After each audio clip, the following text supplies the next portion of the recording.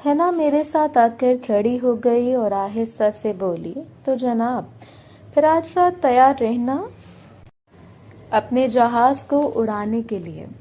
میں نے اس کی طرف کوئی زیادہ توجہ نہیں دی کیونکہ باجی عارفہ اور رابعہ دونوں میری طرف دیکھ رہی تھیں۔ میں نے کہا آج ہم دوپہر کا کھانا کھیتوں میں ہی کھائیں گے۔ خالہ نصرت نے کہا کیا کھانے پینے کا سامان وہاں موجود ہے؟ تو میں نے کہا جی خالہ وہاں سب کچھ موجود ہے، جاتے ہوئے دکان سے چکن لے جائیں گے۔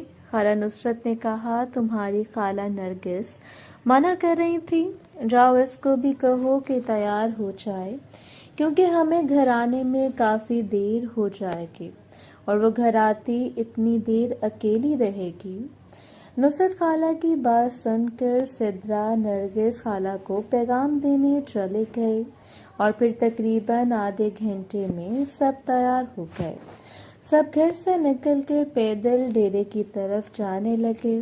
میں نے گھر کا دروازہ بند کیا اور تالا لگا کر چابی اپنی جیب میں ڈالی کیونکہ امی لوگوں نے بھی شام کو پھوپھو کے گھر سے واپس آنا تھا۔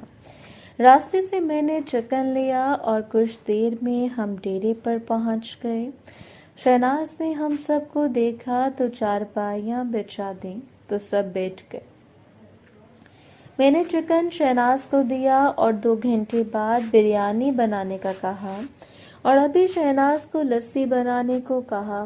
خالہ نصرت جو پہلی دفعہ ہماری زمینوں پر آئے تھے وہ مجھ سے ہماری زمینوں کے بارے میں پوچھنے لگیں اور میں ان کو بتانے لگا کہ ہماری کون سی زمینیں ہیں اور چچی کی کون سی زمینیں ہیں۔ مامی فرح نے پوچھا ندیم تم نے اپنے رہنے کے لیے کون سا کمرہ بنایا ہے؟ تو میں نے انہیں کھیتوں میں موجود درختوں کے پاس بنے ہوئے کمرے کی طرف اشارہ کیا جس کے پیچھے نہر بہہ رہی تھی۔ مامی نے کہا ندیم تم نے کمرہ تو بہت خاص جگہ پر بنایا ہے۔ میں نے کہا مامی آپ لسی پی لیں پھر سب کو وہ کمرہ دکھاتا ہوں۔ مامی شازیہ بولی ندیم ویسے تمہارے ہاں یہ عجیب سی روایت ہے کہ شادی سے پہلے ایک علیحدہ کمرہ بنانا جس کا کوئی خاص مقصد نہیں ہے۔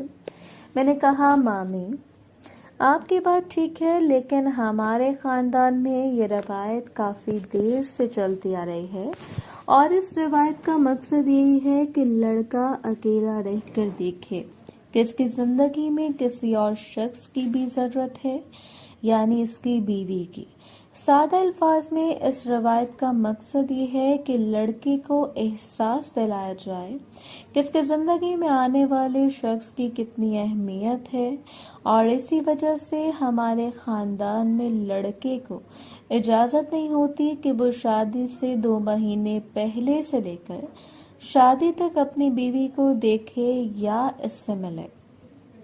حنا اپنی امی یعنی مامی شازیہ سے بولی امی یہ کتنی اچھی روایت ہے کہ لڑکا اور لڑکی دونوں شادی سے پہلے ایک دوسرے کے بارے میں سوچیں۔ مامی نے کہا بیٹا یہ روایتیں گاؤں میں ہی اچھے لگتی ہیں، شہروں میں ان روایتوں کا کوئی وجود نہیں ہے۔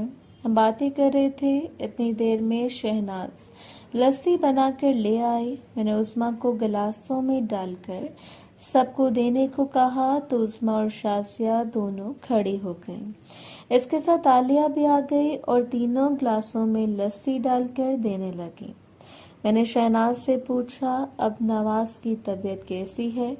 تو وہ بولی ابھی ٹھیک ہے۔ میں نے پوچھا کدھر ہے تو اس نے کہا کہ کھیتوں میں کام کروا رہا ہے۔ نواز اور شازیہ کو ہم نے اپنے کاموں یعنی کام کرنے والی نواز اور شازیہ کو ہم نے اپنے کامیوں یعنی کام کرنے والے کے اوپر ہیڈ لگایا تھا۔ ابھی سب لسی پی رہے تھے کہ ہلکی ہلکی بوندا باندی شروع ہو گئی۔ میں نے کہا جو لوگ پہلے آ چکے ہیں وہ جا کر باغ میں انجوائے کر سکتے ہیں، جنہوں نے میرے ساتھ جانا ہے وہ میرے ساتھ میرا کمرہ دیکھنے آ سکتے ہیں۔ تو سب لڑکیاں دونوں مامیاں اور دونوں خالائیں باغ دیکھنے چلے گئے۔ میں نے ان کو کہا کہ اگر تیز بارش آ جائے تو باغ میں بنے ہوئے چھپرے کے نیچے بیٹھ جانا۔ شہناز نے کہا چھوٹے خان آپ فکر نہ کریں، میں ان کے ساتھ جا رہی ہوں۔ میں نے کہا ٹھیک ہے، تم ان کا خیال رکھنا۔ جبکہ باجی عارفہ، عالیہ اور رابعہ تینوں میرے ساتھ میرا کمرہ دیکھنے کے لیے چل پڑیں۔ میرا دل بہت برا ہو رہا تھا کیونکہ میں سوچ رہا تھا کہ رابعہ اکیلی یا باجی اور عالیہ دونوں اکیلے میرے ساتھ میرا کمرہ دیکھنے چلیں، لیکن تینوں کی موجودگی میں کچھ نہیں کر سکتا تھا۔ صبح کا بلو باجی اور نواز کو دیکھ کر میرا دل اب بہت کچھ کرنے کو کر رہا تھا، جبکہ باجی حدیقہ کا میں رات تک انتظار نہیں کر سکتا تھا۔ چلتے چلتے رابعہ میرے پاس آ گئی، جبکہ باجی عارفہ اور عالیہ دونوں آگے چل رہی تھی۔ تو رابعہ بولی، کیا تم میرے ساتھ اکیلے نہیں آ سکتے تھے؟ میں نے کہا، میں کون سا سب کو اپنی مرضی سے لے کر آیا ہوں؟ میں نے کہا، تم فکر مت کرو، یہ دونوں کچھ نہیں کہیں گے۔ وہ بولی، کیا مطلب؟ میں نے کہا، تم اندر چلو، پھر دیکھتے ہیں کہ کیا کرنا ہے۔ رابعہ بولی، ندیم، ان کے سامنے ہم اپنا کام کیسے کریں گے؟ میں نے کہا، تم چلو تو صبح پھر دیکھتے ہیں۔ رابعہ نے میری بات سن کر برا سا منہ بنایا اور آگے کی طرف چل پڑی۔ اب مجھے کچھ سمجھ نہیں آ رہا تھا کہ میں کیا کروں، اور یوں ہی چلتے چلتے ہم کمرے کے پاس پہنچ گئے۔ مجھے عالیہ کی کوئی پریشانی نہیں تھی۔ میں جانتا تھا کہ جس مرضی کا دروازہ پینٹ کروں، عالیہ کو کوئی اعتراض نہیں ہوگا۔ جیسے ہی ہم کمرے کے پاس پہنچے تو باجی عارفہ نے کہا، ندیم، تم نے اپنے کمرے کے ساتھ واش روم بنایا ہے؟ تو میں نے کہا، باجی، واش روم کی جگہ رکھی ہے، ابھی فلش وغیرہ انسٹال نہیں کیا۔ باجی عارفہ نے کہا، اگر کسی نے واش روم جانا ہو تو وہ کدھر جائے گا؟ میں نے کہا، اگر چھوٹا واش روم آ رہا ہے تو یہ کمرے کے پیچھے جا کر لیں۔ تو میری بات سن کر عارفہ تھوڑا غصے سے بولی، ندیم، ابھی مذاق کا وقت نہیں ہے، تم بتاؤ مجھے واش روم کدھر ہے؟ میں نے کہا، باجی، جہاں سے ابھی ہم آئے ہیں واش روم وہی ڈیرے پر بنا ہوا ہے۔ باجی بولی، اچھا، میں واش روم جا رہی ہوں۔ میں نے کہا، اچھا ٹھیک ہے، آپ واش روم کر کے ادھر آ جانا، ہم ادھر ہی ہیں۔ کمرے کے باہر کھڑے ہو کر عالیہ نے کہا، ندیم، تم نے کمرہ درختوں کے سائے میں ایک نکڑ میں بنایا ہے، اگر دور سے دیکھا جائے تو یہ کمرہ نظر ہی نہیں آتا۔ میں نے کہا، اچھی بات ہے نا، کوئی ڈسٹرب نہیں کرتا۔ رابعہ جو پہلے ہی یہ سب کچھ دیکھ چکی تھی، اب اس کو صرف یہ انتظار تھا کہ کسی طرح عالیہ بھی چلی جائے، لیکن عالیہ کو شاید شک ہو گیا تھا۔ میں نے گہرا سانس لیا اور اپنے دماغ میں ایک پلان بنا لیا۔ میں جانتا تھا کہ یہ دونوں اس کام کی ماہر ہیں اور کسی کو کچھ نہیں بتائیں گے، لیکن مجھے جو ڈر تھا وہ یہ تھا کہ باجی عارفہ اوپر سے آ جائیں گی، کیونکہ ان کو واش روم کرنے میں زیادہ ٹائم نہیں لگنا تھا۔ ہم درختوں کے سائے کے نیچے کھڑے تھے کہ اچانک تیز بارش شروع ہو گئی۔ میں نے باجی عارفہ کی طرف دیکھا تو وہ ڈیرے کے پاس پہنچ چکی تھیں۔ جیسے ہی تیز بارش شروع ہوئی وہ بھاگ کر ڈیرے کے اندر چلے گئے۔ باجی عارفہ کو دیکھ کر میں اندر ہی اندر مسکرایا، کیونکہ میں جان گیا تھا جب تک بارش نہیں رکے گی تب تک باجی عارفہ نہیں آئیں گی۔ اب میں دعا کر رہا تھا کہ یہ بارش لمبی چلے۔ اب میں یہ سوچ رہا تھا کہ ان دونوں کو ایک دوسرے کے بارے میں کیسے بتایا جائے۔ جیسے بارش شروع ہوئی تو رابعہ بھاگ کر کمرے میں چلے گئے، کیونکہ اس کے پاس اس کا بیٹا تھا جو سو رہا تھا۔ جیسے رابعہ اندر گئی تو میں نے عالیہ کو اپنے ساتھ لگا لیا اور فرینٹ والا کام کرنے لگا، اور اپنے ہاتھ پہاڑوں پر رکھ دیے اور مٹھیوں کو بند کرنے لگا۔ تو عالیہ نے مجھے ایک دم پیچھے کیا اور کہا، ندیم، کیا کر رہے ہو؟ تمہاری کزن ادھر موجود ہے۔ میں نے کہا، وہ اندر ہے، کچھ نہیں دیکھ رہی۔ تو عالیہ نے کہا، وہ کبھی بھی باہر آ سکتی ہے اور تم بھی اندر چلو، اتنی تیز بارش ہو رہی ہے۔ یہ کہہ کر عالیہ اندر جانے لگی تو میں نے اس کا ہاتھ پکڑ کر اپنی طرف کھینچا اور اپنے ساتھ لگا لیا اور اس کی آنکھوں میں دیکھ کر کہا، میرا تو دل کر رہا تھا کہ تم تینوں کا اکٹھا دروازہ پینٹ کرو، لیکن باجی عارفہ تو چلی گئی ہیں، اب وہ نہیں آئیں گی کیونکہ اتنی تیز بارش ہو رہی ہے۔ عالیہ بولی، تینوں کا کیا مطلب ہے؟ کیا تم رابعہ کا بھی دروازہ پینٹ کر چکے ہو؟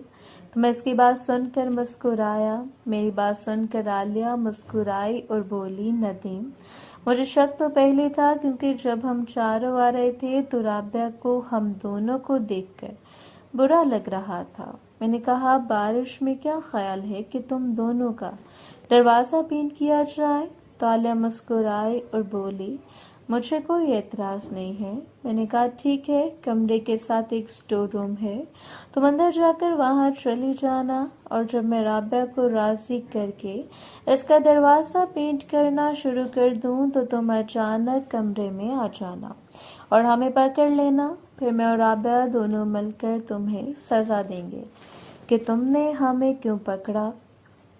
میری بات سن کر عالیہ مسکرائی اور بولی، ٹھیک ہے، اور یہ کہہ کر ہم دونوں اندر آ گئے۔ اندر آئے تو رابعہ پچھلی کھڑکی کھول کر چارپائی پر بیٹھی تھی اور اندر بہت ہی ٹھنڈی ہوا آ رہی تھی۔ رابعہ اپنے بیٹے کو سلا رہی تھی۔ میں نے کہا، کیوں، اس کو کیا ہوا؟ تو وہ بولی، بارش گرنے کی وجہ سے اس کی آنکھ کھل گئی تھی۔ میں نے عالیہ کو اشارہ کیا تو عالیہ نے کہا، ندیم، میں اسٹور روم میں جا رہی ہوں، میرا لباس گیلا ہو گیا ہے، 15-20 منٹ تک اندر کوئی نہ آئے، میں خشک کر لو۔ میں نے کہا، چلو ٹھیک ہے۔ یہ کہہ کر عالیہ کمرے کے ساتھ بنے اسٹور روم میں چلے گئے اور دروازہ بند کر لیا۔ رابعہ بولی، تم باہر کھڑے کیا کر رہے تھے جو تم دونوں گیلے ہو گئے؟ میں نے کہا، کچھ نہیں عالیہ، بارش میں نہانے کو کہہ رہی تھی، میں نے اس کو بڑی مشکل سے روکا ہے، اگر گیلے لباس میں اس کو یہاں گاؤں میں کسی نے دیکھ لیا تو اچھا نہیں ہوگا۔ رابعہ مسکرائی اور بولی، نہا لینا تھا، ادھر کون سا کوئی تھا؟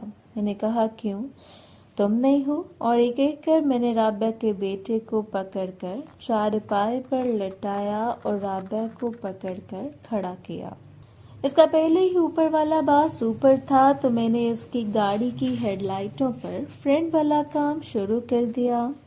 رابعہ نے مجھے آہستہ سے کہا، ندیم، کیا کر رہے ہو؟ عالیہ آ جائے گی۔ تو میں نے اس کو چپ رہنے کا اشارہ کیا۔ اب باہر طوفانی بارش ہو رہی تھی۔ بارش اتنی تیز تھی کہ بارش کی آواز سے ہی خوف آ رہا تھا۔ میں نے اپنا کام کرنا شروع کر دیا۔ رابعہ نے اپنا ہاتھ میرے سر پر رکھ لیا۔ میں آہستہ آہستہ نیچے آ گیا۔ رابعہ مجھے مسلسل کہہ رہی تھی کہ ندیم، عالیہ آ جائے گی۔ میں نیچے بیٹھ گیا تھا تو رابعہ نے مجھے کھڑا کر دیا اور کمرے کے ساتھ اسٹور روم کی طرف ہاتھ سے اشارہ کرتے ہوئے کہا، کیا عالیہ آ جائے گی؟ میں نے رابعہ کے کان میں کہا، اس کو آنے میں 15-20 منٹ لگیں گے، ویسے اگر تمہارا دل نہیں کر رہا تو میں پیچھے ہٹ جاتا ہوں۔ یہ کہہ کر میں پیچھے ہونے لگا تو رابعہ نے پکڑ کر مجھے اپنے ساتھ لگا لیا۔ محترم ناظرین اور سامعین، اس کہانی کا باقی حصہ اگلی آنے والی ویڈیوز میں پیش کیا جائے گا۔ اگر آپ کو ویڈیو اچھی لگی تو ویڈیو کو لائک اور ہمارے چینل کو سبسکرائب ضرور کریں۔ شکریہ۔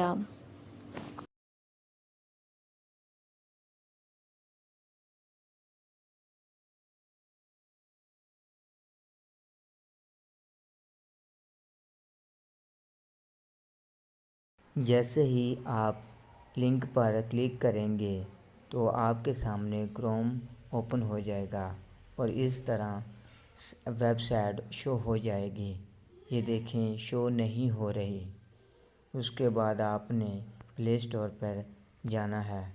پلے اسٹور اوپن کرنے کے بعد آپ نے یہاں پر وی پی این انسٹال کر لینا ہے۔ یہ دیکھیں، میں انسٹال کرنے لگا ہوں وی پی این، یہ دیکھیں، اور اس کے بعد سرچ کر لینا ہے۔